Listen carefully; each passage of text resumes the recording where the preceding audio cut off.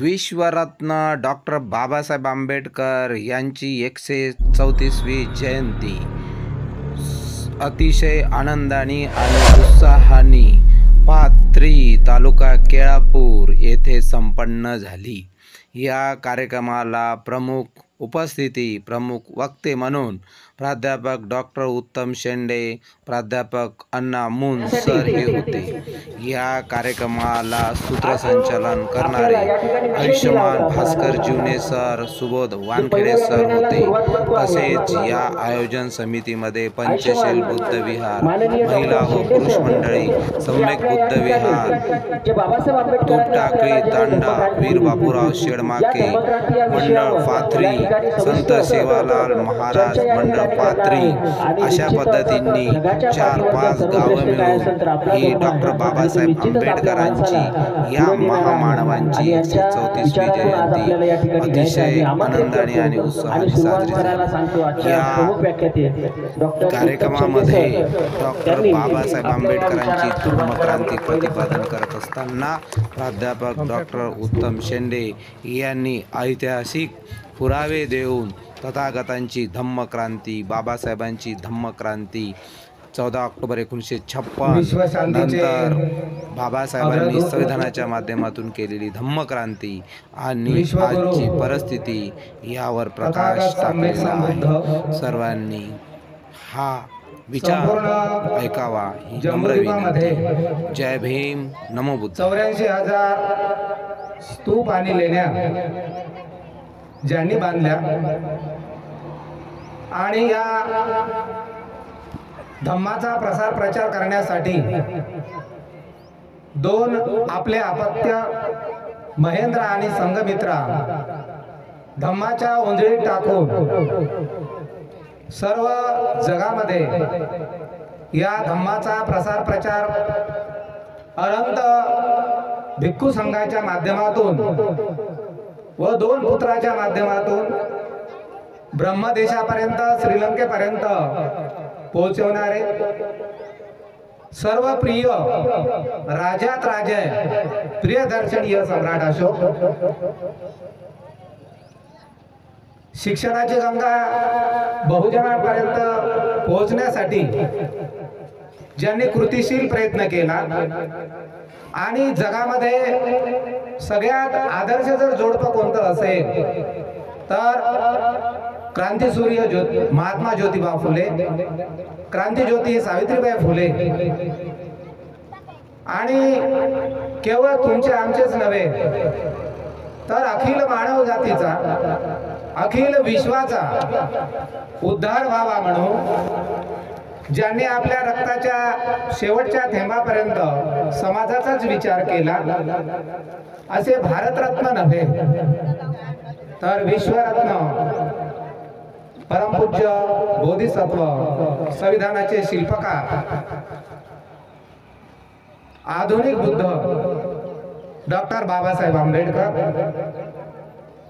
माता रमाई, माता भीमाई, माता यशोधरा, अनंत भंते महामोगलायन, अनंत भंते सारीपुत्त, भिक्खुनी प्रजापती, तसेच या समतेच्या चळवळीमध्ये ज्यांनी आपल्या आयुष्यातील बहुतांश क्षण समाजासाठी खर्च केला असे राजर्षी शाहू महाराज, छत्रपती शिवाजी महाराज, माता जिजाई, बिरसा मुंडा, अण्णाभाऊ साठे या तमाम आदर्शांना मी सर्वप्रथम पंचांग प्रणाम करतोय। दी बुद्धिस्ट सोसायटी ऑफ इंडिया अर्थातच भारतीय बौद्ध महासभा संस्थापक अध्यक्ष बोधिसत्व महामानव डॉक्टर बाबासाहेब आंबेडकर, द्वितीय अध्यक्ष सूर्यपुत्र यशवंतराव भीमराव आंबेडकर, तृतीय अध्यक्ष महाउपासिका मीराताई आंबेडकर आणि आजचे कार्याध्यक्ष डॉक्टर भीमराव आंबेडकर यांच्या कार्याला सुद्धा मी प्रणाम करतोय। आज मला अतिशय आनंद होत आहे की बऱ्याच दिवसाची माझी इच्छा होती का पाथरीला एखाद्या दिवशी जावं आणि 10 दिवसाचं प्रशिक्षण शिबिर लावावं। मी असं ऐकलेलं आहे का पाथरी हे पांढरकवडा तालुक्यामधील चळवळीमधील अग्रगण्य गाव आहे. अनेकदा इथे येण्याचा प्रसंग मला आला, परंतु काही कारणास्तव आलो नाही. आमच्या भगत मॅडम मेडिटेशन शिबिर घेतात, एका शिबिराला मी त्यांच्या होतो. तर अशा या पाथरी गावातील उपस्थितांनी, आयोजकांनी विशेष करून या आयोजकामध्ये भगत परिवार, भास्कर जीवने परिवार व आजूबाजूतील टाकळी असू द्या, पाथरी असू द्या, सेवालाल महाराज मंडळ पाथरी असू द्या, यांचं सर्वप्रथम मी अभिनंदन करतो. आजच्या या कार्यक्रमाचे अध्यक्ष आमचे मित्र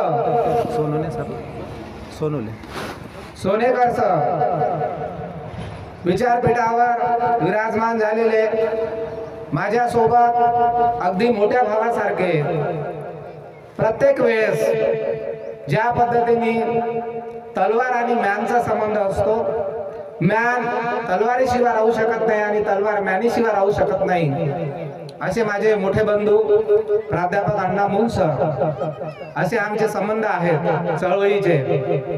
विचार मंचावर विराजमान झालेली आपल्या परिचयाची सर्व शिक्षक मंडळी, गावातील सर्व निमंत्रित मंडळी, तमाम उपस्थितांना आणि गावकऱ्यांना विश्वरत्न डॉक्टर बाबासाहेब आंबेडकर यांच्या 134व्या वाढदिवसाच्या जयंतीच्या सर्वांना मंगलमय हार्दिक शुभेच्छा. अगदी यवतमाळ जिल्ह्यामध्ये जी बाबासाहेबांची जयंती आज थाटामाटाने साजरी केल्या जात आहे आणि ती साजरी करत असताना या पॅम्पलेटकडे जेव्हा आपण पाहतो तेव्हा एक गोष्ट लक्षात घेण्यासारखी आहे का जयंती कशी असावी. तुम्ही पांढरकवड्याचं पॅम्पलेट पहा. काल आम्ही राळेगावहून आलो, महात्मा ज्योतिबा फुले यांच्या जयंतीचा कार्यक्रम तो पहा, यवतमाळचा समता पर्व पहा, पण हे पॅम्पलेट पहा, खूप मोठा फरक दिसेल तुम्हाला. लोकांना व्याख्यान ऐकणं, भाषण ऐकणं याच्यापेक्षा डीजेवर वाकडं तिकडं नाचणं, जेवण करणं, सामूहिक भोजन करणं, पैसा पाण्यात घालणं, या गोष्टी बहुतांश पुढे येत आहे. परंतु पाथरीकरांचं मी अभिनंदन करतो की डॉक्टर बाबासाहेब आंबेडकरांच्या जयंतीचा उत्सव साजरा करत असताना वेगवेगळ्या स्पर्धा घेऊन, वेगवेगळ्या जातीतील, वेगवेगळ्या पंथातील, वेगवेगळ्या धर्मातील सर्व बहुजनांना एकत्र करून आज प्रथम सत्र तुमचं हा कार्यक्रम सुरू झालेला आहे. खरोखरच तुमचं अभिनंदन करण्यास तुम्ही पात्र आहात.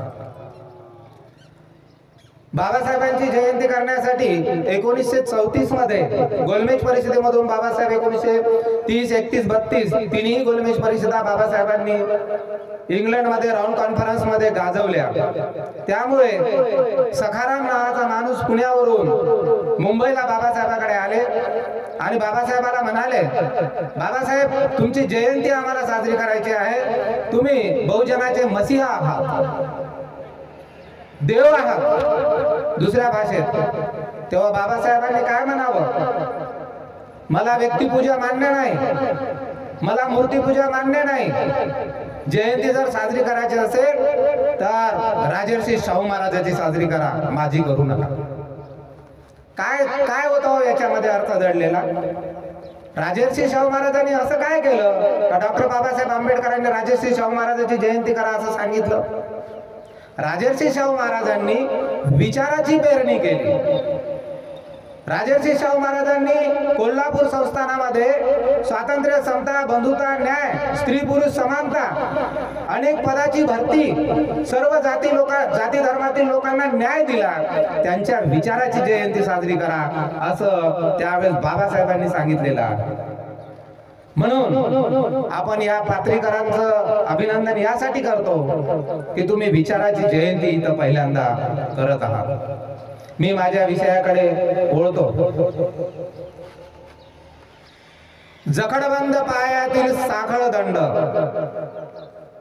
तडातड तुटले तू ठोकतास दंड, झाले गुलाम मोकळे भीमा तुझ्या जन्मामुळे. अशा या बाबासाहेबांचा जन्म 14 एप्रिल 1891 मध्ये महू या गावात झालेला आहे. बाबासाहेबांचा जेव्हा जन्म झाला तेव्हा त्या महू मध्ये ब्रिटिश अधिकाऱ्याचं पदार्पण व्हायचं होतं आणि रामजी सुभेदार होते त्या सैन्यामध्ये आणि या 21 सैनिकांनी 21 तोफ्याची सलामी त्या ब्रिटिश अधिकाऱ्याला द्यायची होती. ती तारीख होती 14 एप्रिल. अशा अवस्थेमध्ये रामजी सुभेदार ब्रिटिश अधिकाऱ्यांचं स्वागत करण्यासाठी फौजेमध्ये होते आणि त्याच दिवशी 14 एप्रिल 1891 ला तिकडे तोफेची सलामी झाली आणि इथे बोधिसत्व महामानव symbol of the knowledge doctor Babasaheb आंबेडकरांचा जन्म झाला. हा योगायोग. वामनदादा कर्डक म्हणतात पिकली लाखाची ती दौलत त्या महूच्या मातीत. पिकली लाखाची दौलत, करोडाची दौलत. मग या बाबासाहेबांना 21 तोफ्याची सलामी दिली जणू काही आणि या 21 तोफ्याच्या माध्यमातून काय अभिप्राय होतो, काहीतरी या देशामध्ये चमकणारी वस्तू जन्माला आलेली आहे. सूर्य जन्माला आलेला आहे. सूर्य ज्या पद्धतीने आकाशामध्ये चांदण्यांना वेगवेगळ्या ताऱ्यांना प्रकाशमान करतो त्या पद्धतीने इथे अंधश्रद्धा, बुवाबाजी, जादूटोणा, कर्मकांड, गरीब श्रीमंत भेदभाव, स्त्री पुरुष भेदभाव, अन्याय अत्याचार, जुलूम जबरदस्ती, जातीयता यांना वाचा फोडण्यासाठी माणसाला प्रकाशमान करणारा दिवस म्हणजे 14 एप्रिल 1891. अशा या दिवशी डॉक्टर बाबासाहेब आंबेडकरांचा जन्म झाला आणि आज आपण सुटाबुटामध्ये, माड्यामध्ये, गाड्यामध्ये, मोटाडपणामध्ये फिरतो ना, ही कोणाची देण आहे? डॉक्टर बाबासाहेब आंबेडकरांची देण आहे, हे विसरता कामा नये. मग डॉक्टर बाबासाहेब आंबेडकरांची देण असताना सुद्धा आपण बाबासाहेबांनी काय केलं आणि आपण काय करायला पाहिजे हे विसरत आहोत. बाबासाहेबांनी काय केलं? बाबासाहेबांनी धम्मक्रांती केली. बाबासाहेबांनी कोणती क्रांती केली? धम्मक्रांती केली. आणि या धम्मक्रांतीची नाळ तथागतांसोबत जोडलेली आहे. तथागतांच्या सोबत कशी जोडलेली आहे? तथागतांनी त्या कालखंडामध्ये इसवी सन पूर्व 528 ला सारनाथ येथे 5 परिव्राजकांना दीक्षा दिली. कौंडिन्य, अश्वजित, महानाम, वप्प, भद्दिय अशा 5 लोकांना सारनाथला धम्म दीक्षा दिली. धम्मचक्र प्रवर्तन केलं आणि या देशामध्ये धम्मचक्र प्रवर्तन केल्यानंतर धम्माचे वारे वाहू लागले. आणि हे धम्माचे वारे वाहत असताना त्या कालखंडामध्ये, तथागतांच्या कालखंडामध्ये 2500 वर्षाच्या आधी किती परिस्थिती वाईट असेल. आज परिस्थिती खूप मोठ्या पद्धतीने बदललेली आहे. 2500 वर्षाच्या आधी रोहिणी नदीच्या संदर्भात वाद निर्माण झाला आणि युद्ध नको तर शांतता हवी म्हणून तथागतांनी एक भिक्षा पात्र घेऊन उन्हाळ्यात असलेला राजवाडा, पावसाळ्याच्या पद्धतीनं असलेला राजवाडा, थंडीच्या दिवसात थंडीला अनुकूल असलेला राजवाडा सोडून एक भिक्षा पात्र घेऊन सिद्धार्थ गौतम बुद्ध धम्म क्रांतीसाठी निघाले. आणि निघत असताना अलार कलाम नावाचा गुरु भेटला, उद्धक रामपुत्र सारखा गुरु भेटला. वेगवेगळे ध्यानाचे मार्ग शिकले.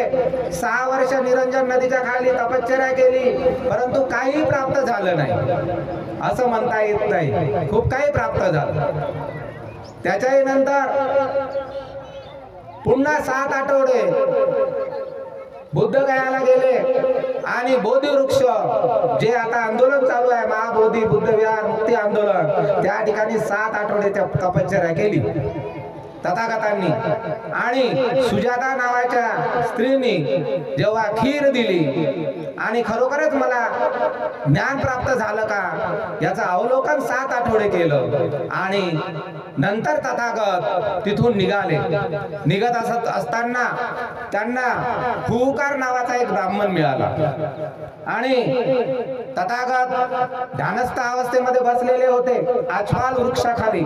बोधगयाला गेले असेल तर तिथे एक आच्छवाल नावाचा वृक्ष आहे, जे का तथागत 7 आठवडे तिथं पदक्रांत केलं, परिक्रमण केलं. तिथे एक आच्छवाल नावाचा वृक्ष आहे.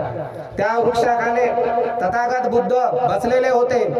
आणि तिथेच एक ब्राह्मण गेला आणि त्या ब्राह्मणाने प्रश्न केला तथागतांना, तू कोण आहे? तेव्हा तथागतांनी 6 वर्षाच्या तपश्चर्येनंतर, 7 आठवड्याच्या तपश्चर्येनंतर पहिला शब्द उद्गारले, मी माणूस आहे, मी बुद्ध आहे. तेव्हा हुकार नावाचा ब्राह्मण म्हणतोय, तुम्ही यक्ष आहात का? तुम्ही देव आहात का? तथागत पुन्हा म्हणतात की मी माणूस आहे, मी बुद्ध आहे.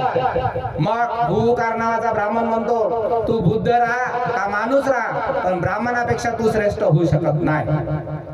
तेव्हा बुद्धांनी उत्तर पहिलं दिलं. बुद्धांचं पहिलं वाक्य आहे, व्यक्ती हा जन्माने मोठा नसतो, तो कर्माने मोठा असतो. आणि अशा पद्धतीने पुढे तथागत आपले विचार मांडण्यासाठी कुठं जावं असा त्यांच्या डोक्यामध्ये प्रश्न निर्माण झाला. आणि 250 किलोमीटर असलेलं सारनाथ, इथले 5 परिव्राजक त्यांना दिसले. जात असताना तपस्सू आणि भल्ली हे 2 परराष्ट्रीय व्यापारी मिळाले. यांना धम्मज्ञान दिलं. तेव्हा दानामध्ये तथागतांनी आपल्या डोक्याचा एक केस दिलं आणि त्या केसाच्या आधारावर ब्रह्मदेशात तथागतांचा पहिला स्तूप निर्माण झाला. नंतरच्या कालखंडामध्ये त्यांना उर्वला कश्यप, गया कश्यप, नदी कश्यप असे 500, 300, 200 शिष्य मिळाले. यश आणि यशचे 500 मित्र. अशा पद्धतीने धम्म हा वाढत गेला. आणि हा वाढत जाऊन सारनाथ येथे धम्मक्रांती झाली. इथून या धम्मक्रांतीची सुरुवात होते. मग आता धम्मक्रांती ही केवळ एका जातीपुरती नव्हती. धम्मक्रांती म्हणजे काय? धम्म म्हणजे काय? धम्म म्हणजे जीवन जगण्याचा मार्ग. धम्म म्हणजे जीवन सुचिता, वे ऑफ द लाईफ. धम्म म्हणजे काहीच नाही, आदर्श जीवन पद्धती, आदर्श जीवन जगण्याचे मार्ग म्हणजे धम्म.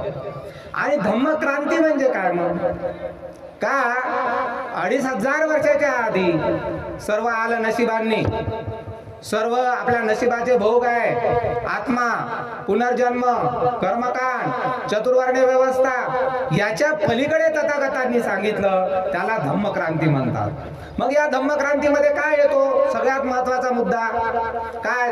ही धम्मक्रांती बिंबिसारांनी स्वीकारली, ही धम्मक्रांती अजातशत्रूने स्वीकारली, ही धम्मक्रांती प्रसेनजितांनी स्वीकारली, ही धम्मक्रांती सम्राट अशोकांनी स्वीकारली 250 वर्षानंतर. धम्मक्रांती म्हणजे काय?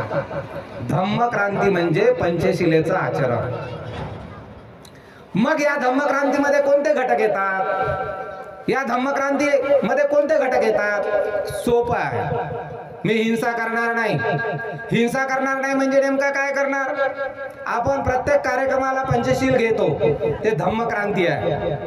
पंचशील घेतो, परंतु पंचशीलाचा अर्थ आपल्याला कळत नाही. फक्त काय, हिंसा करू नये एवढं समजते.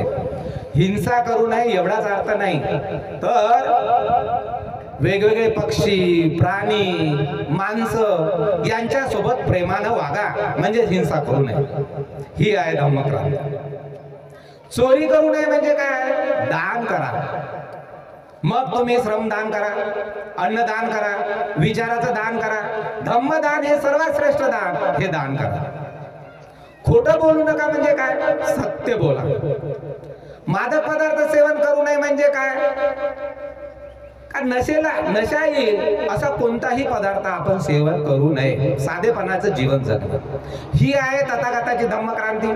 सोबतच आर्य अष्टांग मार्ग तथागतांनी दिले, 10 पारमिता दिल्या, 38 महामंगल सूत्र दिले, आणि एकूणच ही धम्मक्रांती म्हणत असताना त्रिपिटक दिलं. ते मीही वाचलं नाही, फक्त बाबासाहेबांनीच वाचलं. ते फक्त आपण म्हणतो त्रिपिटक बुद्धांचा आहे, त्रिपिटक बुद्धाचा आहे. 64,000 सूक्त आहे त्याच्यात. विनय पिटक, अभिधम्म पिटक, सुत्त पिटक, पेटारे, हे आपण म्हणतो. हा धम्म आहे. धम्म म्हणजे चांगल्या नियमाचा संग्रह आपल्याला बुद्धाने दिला. आणि हे संग्रह देत असताना 45 वर्ष बुद्ध केवळ मांग मातंग चांभार किंवा मागासवर्गीयासाठी हा धम्म नव्हता.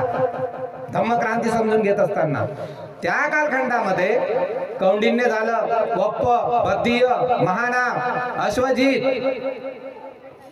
सारीपुत्त, अनेक लोक घ्या. हे कोणत्या समाजाचे होते हो? नावी समाज, ब्राह्मण समाज, कुणबी समाज, पारधी समाज, सगळ्या जाती धर्मासाठी हा धम्म होता.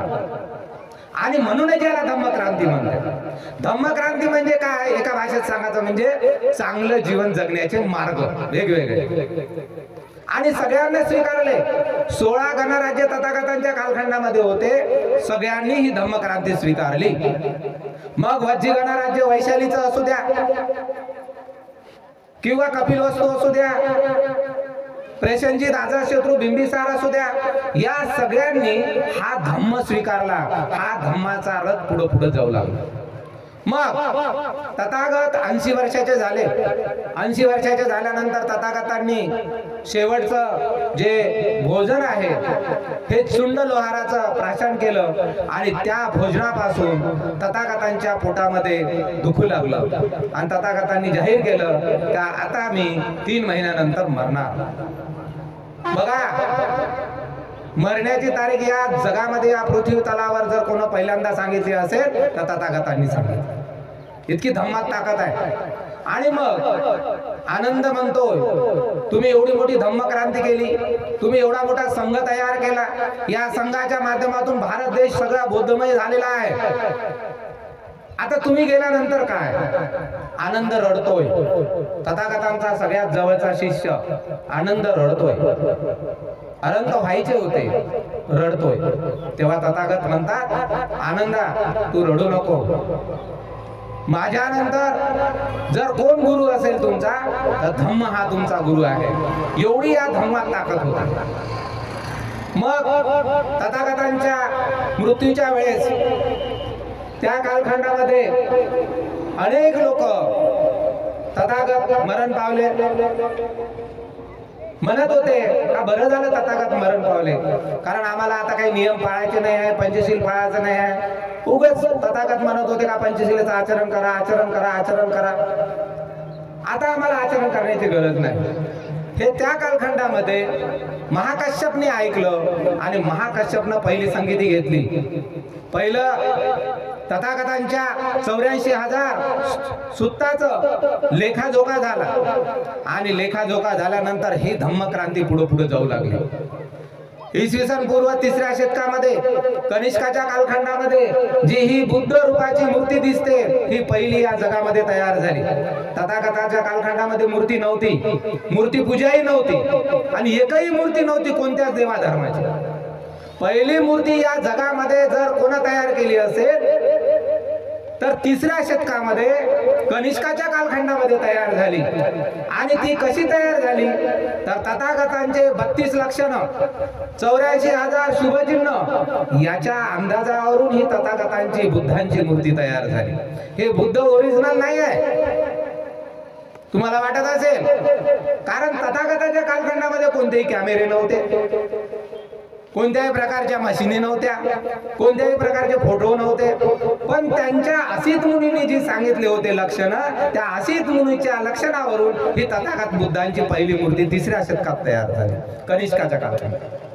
आणि धम्मक्रांती म्हणत असताना महायान पंथ निर्माण झाला आणि या महायान पंथाने धम्मक्रांतीला गतिरोधक तयार केला आहे. कारण कल्पनेच्या आधारावर विचाराची तयारी झाली की जी बुद्धाच्या कालखंडामध्ये धम्मक्रांती झाली, कल्पना नव्हत्या, स्वर्ग नाही, आत्मा नाही, पुनर्जन्म नाही, विज्ञानावर आधारित धम्म, पंचमहाभूताच्या आधारावर धम्म, 5 घटकापासून हे शरीर तयार झालं, हा धम्म. डोळ्यानं दिसते ते खरं माना, कानानं ऐकू येते ते खरं माना, बाप दाखवा नाही तर श्राद्ध करा, म्हणजे खरं तेच माना, हे तथागतांचे विचार होते. ही धम्मक्रांती होती. पण महायान पंथाच्या कालखंडामध्ये धम्मक्रांतीला गतिरोधक तयार झाले. आणि हे गतिरोधक तयार झाल्यानंतर मग पुनर्जन्म कसा, कोणाचा, याच्यावर विचार होऊ लागला. आणि वेगवेगळे भिक्खूच्या माध्यमातून, अरंताच्या माध्यमातून या धम्मक्रांती जी गतिमान व्हायला पाहिजे ती पाहिजे तसं झालं नाही.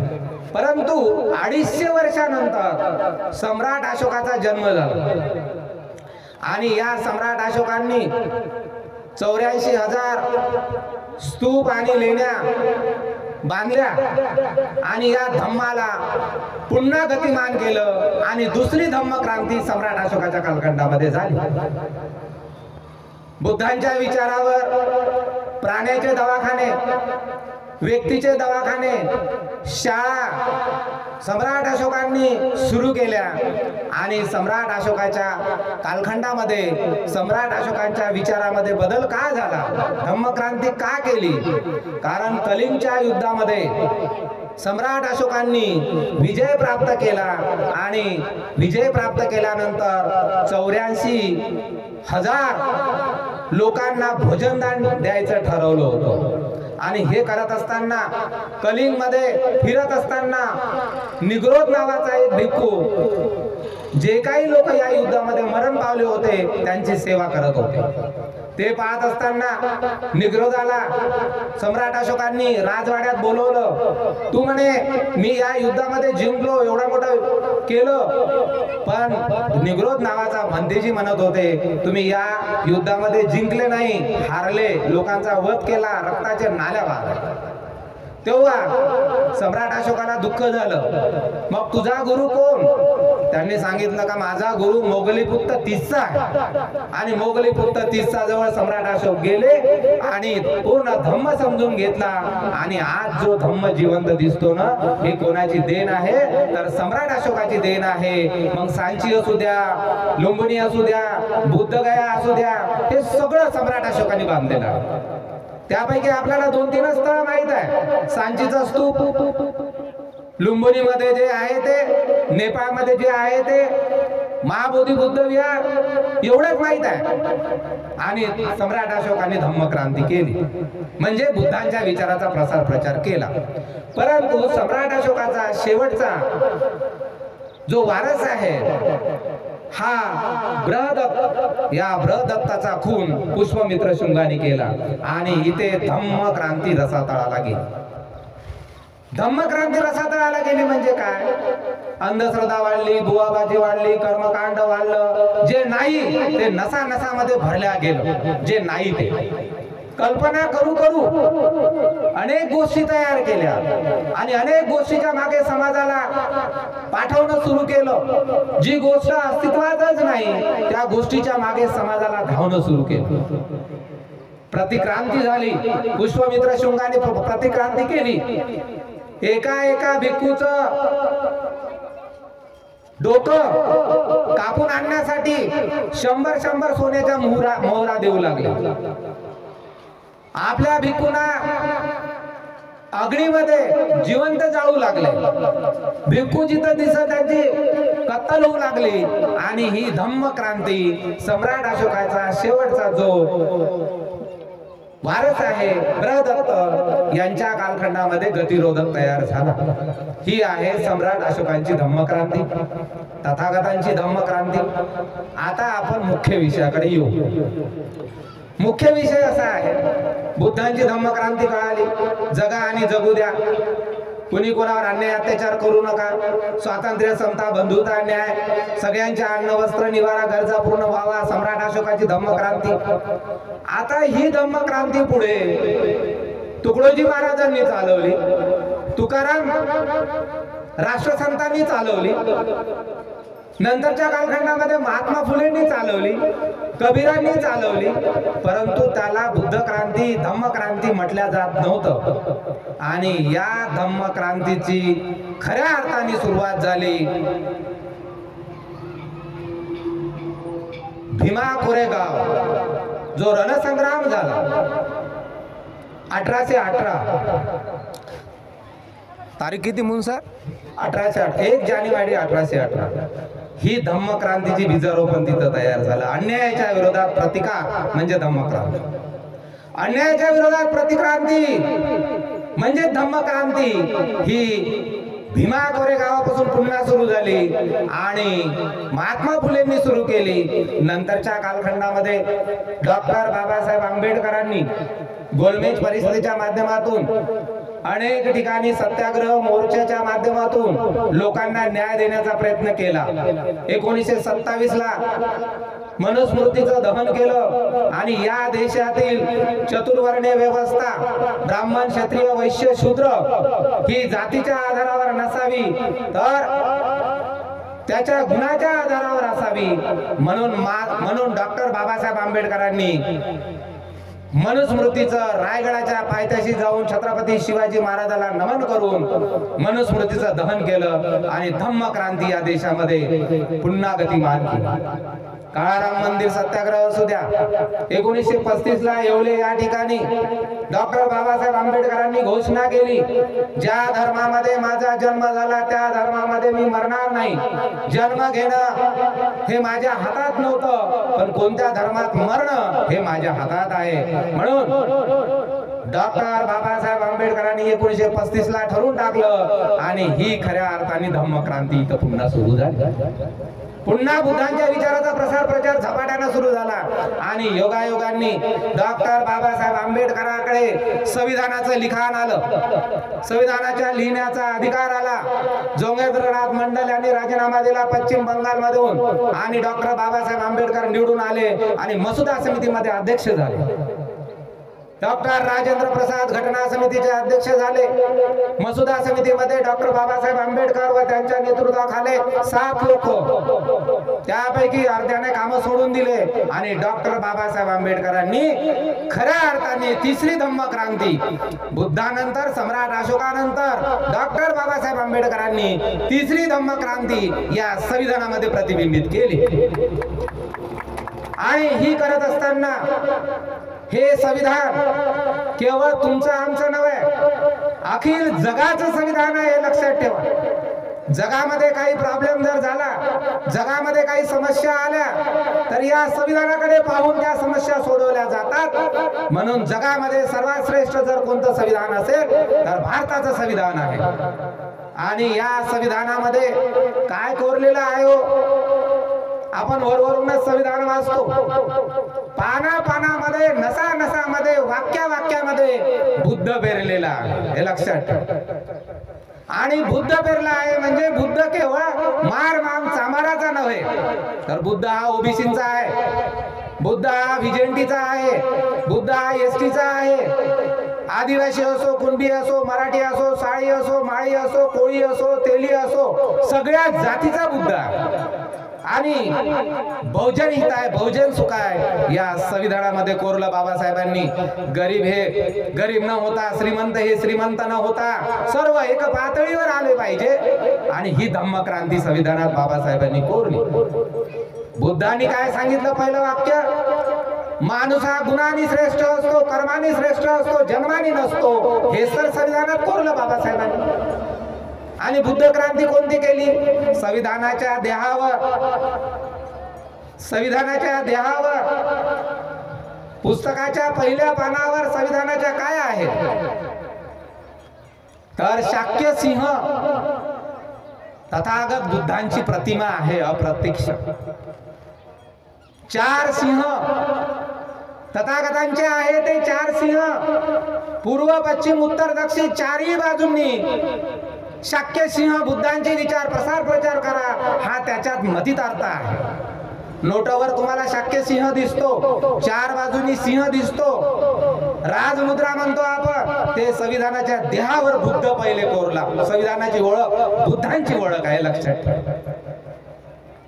आणि हे पंडित नेहरू कडून वधून घेतलं. बाबासाहेबांनी सांगितलं पंडित नेहरूली, माझं कोणी ऐकणार नाही, तुम्ही हे संसदेत सांगा का त्याच्या खाली सत्यमेव जयते सम्राट अशोकाचं वाक्य लिहा आणि त्याच्या देहावर बुद्धाचं सिंबॉल द्या. हे पार्लमेंट मध्ये पंडित नेहरूंनी लोकांना सांगितलं का सम्राट अशोकांच्या कालखंडामधलं हे आहे. ते जगामध्ये 16 राज्यामध्ये सगळ्यात श्रेष्ठ राजा होता आणि त्यांचं भारतीय संविधानामध्ये मुद्रा दिलेली आहे. हे आहे धम्मक्रांती, सत्यमेव जयते. सोबतच या संविधानाच्या कलमामध्ये अनुच्छेदामध्ये राष्ट्रध्वजावर अशोक चक्र घेतलेला आहे. तथागत बुद्धांचा आहे. 9 गुण बुद्धाचे आहे, 6 गुण धम्माचे आहे, 9 गुण संघाचे आहे. आणि हे सगळं करत असताना अशोक चक्र अगदी हुशारीनं बुद्धांचं आज 26 जानेवारी असू द्या, 15 ऑगस्ट असू द्या, 1 मे असू द्या, राष्ट्रीय सण असू द्या, आपण ध्वजाला सलामी करत नाही, बुद्धांच्या सम्राट अशोकाच्या अशोक चक्राला सलामी देतो. ही आहे धम्मक्रांती. लक्षात ठेवा. किती हुशारीनं काम केलं असेल हो त्या महामानवांनी, एकट्या बाबासाहेबांनी. एवढंच नाही तर राष्ट्रपतीच्या खुर्ची मागे तथागत बुद्धांची मूर्ती प्रतिमा अशी सेम राष्ट्रपतीच्या खुर्ची मागे आहे. ही आहे बाबासाहेबांची धम्मक्रांती.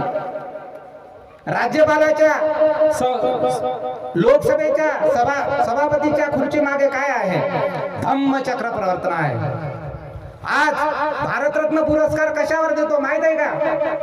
पिंपळाच्या पानावर दिला जाते. सगळ्यात श्रेष्ठ पुरस्कार आहे भारतातला भारतरत्न, जो का बाबासाहेबांना 1990 ला मिळाला होता. आणि ते कोण्या पानावर दिला जाते? पिंपळाच्या. आणि ही तरतूद कोण केली? बाबासाहेबांनी. ही आहे धम्मक्रांती बाबासाहेबांची. अहो परराष्ट्रातले लोक, फॉरेनचे लोक, अमेरिका इंग्लंडचे लोक जेव्हा संसदेमध्ये पार्लमेंटमध्ये येतात तेव्हा कोण्या हॉलमध्ये बसतात माहित आहे का? अशोका हॉल. ही आहे बाबासाहेबांची धम्मक्रांती. का दुसऱ्या राजाचं नाव देता नसता आलं? त्या ध्वजावर दुसरं चिन्ह देता नसता आलं? राष्ट्रपतीच्या खुर्ची मागे दुसरी मूर्ती बसवता नसती आली?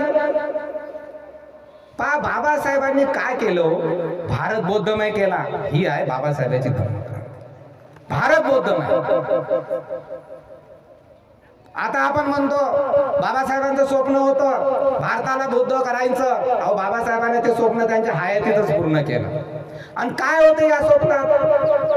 सर्व जाती धर्मांना, गरिबातील गरीब माणसांच्या गरजा पूर्ण व्हाव्या, शिक्षण हा केंद्रबिंदू मानावं, शिक्षण हे सक्तीचं व्हावं, गरिबांना न्याय मिळावा, हिंदू कोड बिल मांडलं आणि स्त्रियांना स्त्री पुरुष समानता, संपत्तीतील अर्धी संपत्ती, नवऱ्याच्या संपत्तीमध्ये अर्धी संपत्तीचा वाटा, वडिलांच्या संपत्तीतला अर्धा संपत्ती स्त्रियांना वाटा, सरपंचाच्या पदापासून तर राष्ट्रपतीच्या पदापर्यंत स्त्रियांना जाता येते. ही आहे बाबासाहेबांची धम्मक्रांती.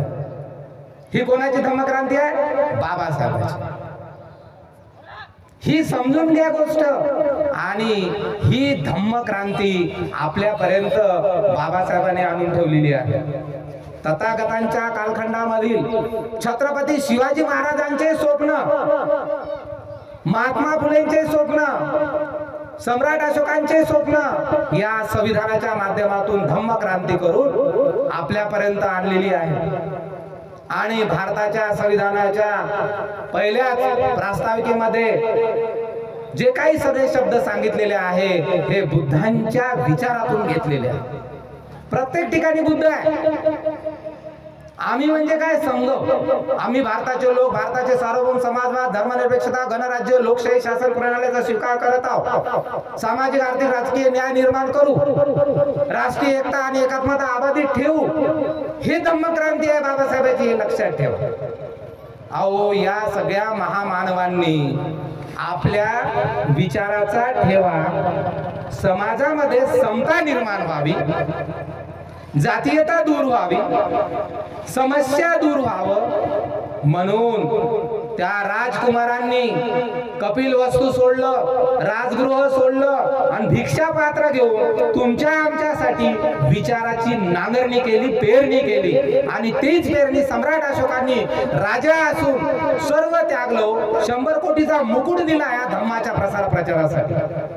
महात्मा फुलेंनी 200 एकर शेती आपल्यासाठी त्यागली. छत्रपती शिवाजी महाराजांनी सर्व जाती धर्मांना न्याय दिला. हे एकाचे नव्हते, आपण एकाचे करून ठेवतो. महात्मा फुले माळ्यांचे, छत्रपती शिवाजी महाराज मराठी कुणब्यांचे, बिरसा मुंडा आदिवासींचे, बाबासाहेब महाराजांचे, बौद्धांचे. हे काय नाटक सुरू केलं? हे चुकीचं आहे. एक जागतिक लेवलवर रिसर्च समोर आला. तो रिसर्च काय होता? संशोधन काय होतं? जगाने कोलंबिया विद्यापीठाने केलं. बाबासाहेबांनी बुद्धासाठी म्हणजे बौद्ध धर्मासाठी किती काम केलं, बौद्ध लोकांसाठी किती काम केलं, एक रिसर्च आला. केवळ 7% काम बाबासाहेबांनी पूर्ण आयुष्यात बौद्ध धर्मासाठी केलं. मग बाकीचे 93% काम कोणासाठी केलं? या देशासाठी बाबासाहेबांनी 93% काम केलं, हे लक्षात ठेवा. तुमच्यासाठी काम केलं नाही. बाबासाहेबांना डोक्यावर घेऊन तुम्ही फिरू नका. बाबासाहेब हे सगळ्यांचे होते. तुम्हीच बाबासाहेबांचा उदो करू नका. बाबासाहेबांनी आरक्षण केवळ एससीला दिलं का? अहो, 340वी कलम तर पहिले ओबीसीला लिहिली. जे का OBC other backward class Panjabrao देशमुखला समजून सांगितलं आणि ओबीसीला आरक्षण त्याच वेळेस बाबासाहेबांनी संविधानात प्रतिबिंबित केलं. एसटींना आरक्षण, आदिवासींना आरक्षण आणि नंतर एससींना आरक्षण. बाबासाहेबांनी एका जाती धर्माचा कधीच विचार केला नाही. आपणही करू नये. हे देशासाठी जगले, हे सगळ्या जाती धर्मासाठी जगले. आणि हीच तर खऱ्या अर्थाने धम्मक्रांती आहे. धम्मक्रांती म्हणत असताना शेवटी मी हेच सांगेल तुम्हाला का गावातील वातावरण कोणत्याही जातीचं असू द्या, कोणत्याही धर्माचा असू द्या, कोणत्याही पंथाचा असू द्या, बुद्धांच्या विचारानं तुम्ही अनुसरण करा. मैत्रीनं राहा, मैत्रीनं. बुद्धाचा धम्म एकाच शब्दावर बसलेला आहे मित्रांनो. बुद्धाच्या धम्माचा सारच एकच आहे. सवपापसा करणम कुशलस्य उपसंपदा सचित पर्यदपनम एतन बुद्धान शासन. मैत्रीनं राहा, मैत्रीनं. पाप कर्म करू नका, म्हणजे शुद्ध आचरण ठेवा. विकार आपल्यातली काम, क्रोध, मोह, मत्सर, द्वेष, लाव्या, चुगल्या, भेदाभेद, लहान पुरुष, गरीब श्रीमंत, हे जोपर्यंत विचार आपल्यातले नष्ट होणार नाही, सर्व लोकांसोबत आपण जोपर्यंत मैत्रीनं राहणार नाही, तोपर्यंत या देशाचा विकास होणार नाही. आता या महामानवांनी धम्मक्रांती केली, बुद्धांनी केली, सम्राट अशोकांनी केली आणि बाबासाहेबांनी केली. आता आपली जबाबदारी काय? आपली जबाबदारी कोणती आहे सांगू का तुम्हाला? 14 एप्रिल आली तर 2 लाख रुपये वर्गणी काढायची, गावात डीजे लावायचा आणि नाचायचं. म्हातारे नाचतात, म्हातारीही नाचते, तरुण तरुणी नाचते, दारूही पितात. ही आपली जबाबदारी आहे का? लग्नाचा टाइम 11-12चा असते, 4ला लग्न लागते. ही आपली जबाबदारी आहे? गावामध्ये इतर जातीसोबत आपण मैत्रीनं राहत नाही, ही आपली जबाबदारी आहे? कुठे चाललो आपण? शिकलो म्हणजे काय केलं? धम्मक्रांती म्हणत नसताना जीवन जगण्याचा मार्ग, जीवन कसं जगावं म्हणजे धम्मक्रांती. म्हणून आज प्रतिक्रांती झालेली आहे, धम्मक्रांती. बाबासाहेब म्हणतात या देशामध्ये क्रांती आणि प्रतिक्रांती, श्रमण संस्कृती आणि भमन संस्कृती याच्यातलेच युद्ध आहे. आज प्रतिक्रांतीचा सूर्य निघलेला आहे. शिक्षण तुमचं बंद झालं, धम्मक्रांतीच्या विरोधात प्रतिक्रांती झाली. 45,000 जिल्हा परिषदच्या शाळा बंद झाल्या महाराष्ट्रातल्या. तुम्ही झोपेत राहू नका. शिक्षक भरती बंद, सरकारी नोकऱ्या बंद, नवीन भरती कॉन्ट्रॅक्ट बेसवर 10,000 15,000. MA PhD net set MPhil BEd DEd व्हा आणि बेकार राहा. सिमेंट रोड बांधल्या जात आहे, पुलं बांधल्या जात आहे, संडास बाथरूमच्या बांधकाम होत आहे, घरकुलचे बांधकाम होत आहे. परंतु आमच्या शाळेचे बांधकाम, शाळेचे विचार, विद्यार्थ्याला घडवण्यासाठी कम्प्युटर, विद्यार्थ्यांना शिक्षण देण्यासाठी शिक्षक याच्याकडे दुर्लक्ष होत आहे. हे लक्षात ठेवा.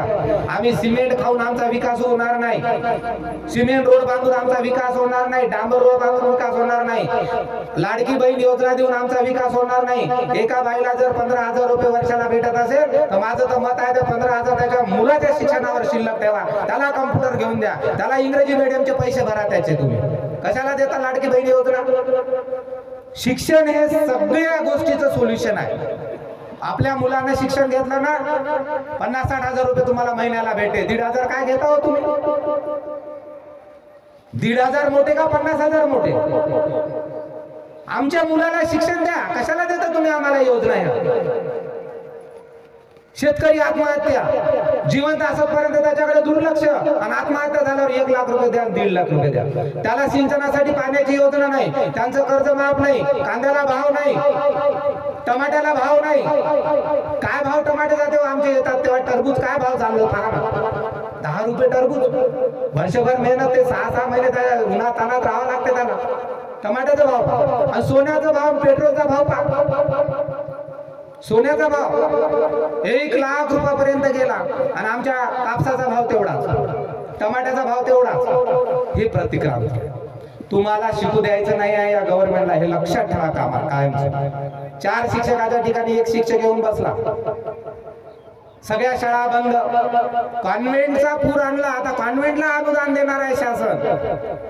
कॉन्व्हेंट मध्ये प्रत्येकाचा मुलगा कॉन्व्हेंट मध्ये चालला. 200 रुपये कमाई असेल तर त्या पद्धतीनं कॉन्व्हेंट मध्ये टाकते, 500 रुपये दरडोई कमाई असेल तर तसं कॉन्व्हेंट मध्ये टाकते, 1 लाख रुपये 50,000 2 लाख रुपये देऊन कॉन्व्हेंट मध्ये आपण टाकतो. पण जी गव्हर्नमेंटची शाळा होती, बाबासाहेबांचं स्वप्न होतं का इथला साळी माळी कोळी तेली कुणबी मराठा वडार पारधी सगळ्या जातीतले लोक एकाच शाळेत शिकले पाहिजे. आणि आज परिस्थिती विपरीत झाली. एका माणसाची उंची आकाशाला टेकत आहे. आज एवढा गडगंज श्रीमंत होत आहे आणि तेवढाच समाज आज गरीब होत आहे. बाबासाहेब म्हणतात एका माणसाची उंची आकाशाला टेकली तर मला काही कामाची नाही. समाजाची उंची इंचभर जरी वाढली ना, समाजाचा विकास इंचभर जरी झाला ना, तर मला खूप अभिमान वाटेल. आज व्यसनाधीनता प्रमाण समाजात वाढत आहे. धम्मक्रांतीच्या विरोधात प्रतिक्रांती झाली. खर्रा, गुटखा, दारू. माझ्याकडे जेव्हा कॉलेजचे पेपर तपासायला आले, 100 पेपर मध्ये 20च पोरं पास झाले, 80 नापास झाले यावर्षी. सांगा कुठं चाललं शिक्षण? दरवर्षी 10 पोरं नापास होत होते 100 पेपर मधून, 20 पोरं नापास होत होते. आता उलट गणित झालं, 80 पोरं नापास आणि 20च पास. हे देशाचा विकास आहे का? ही आहे धम्मक्रांतीच्या विरोधात प्रतिक्रांती. आणि शिक्षण तुमच्यापासून छिनून घेतल्या जात आहे. जागतिकीकरण आलं, खाजगीकरण आलं, उदारीकरण आलं, आणि आज आपण आपली जे प्रगती आहे हे खुंटली आहे. म्हणून माझी एक कळकळीची विनंती आहे सगळ्यांना, उपस्थितांना, जात धर्म वंश भेदाभेद याच्या पलीकडे जाऊन गावातील सच्चा सरपंच तयार करा, योग्य आमदाराला मतदान करा, योग्य खासदाराला मतदान करा आणि बोधगया मुक्ती आंदोलनासाठी रस्त्यावर उतरण्यापेक्षा संसदेमध्ये विधिमंडळामध्ये एक खासदार एक आमदार पाठवा, तेव्हा आपला लढा सक्सेस होईल. म्हणून शिका, संघटित व्हा आणि संघर्ष करा हा मूलमंत्र बाबासाहेबांनी दिला.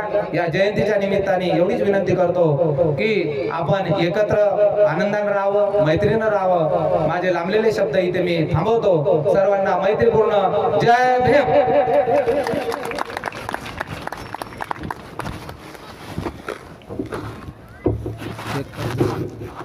धन्यवाद सर. या ठिकाणी आपल्या पहिल्या सत्राचं पहिले व्याख्याते डॉक्टर उत्तम शेंडे सर यांनी 3 स्वरूपाची धम्मक्रांती, त्यानंतर प्रतिक्रांती काय आहे अतिशय सुंदररित्या सविस्तर या ठिकाणी त्यांनी मांडलेली आहे आपल्या व्याख्यानाच्या माध्यमातून.